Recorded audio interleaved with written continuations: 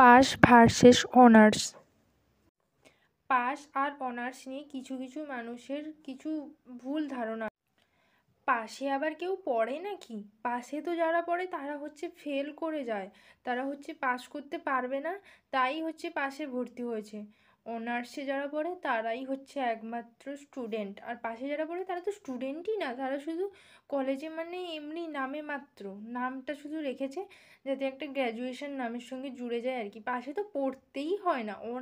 অনার্সে বাবারে কি পড়া, সারাদিন পড়ায় ডুবে থাকতে হয়, আর পাশে তো পড়তেই হয় না। অনার্সে অনার্সে ছেলেমেয়েরা তো জল খাওয়ারও সুযোগ পায় না, সারাদিন পড়তে হয় বাবা, কি পড়ার চাপ।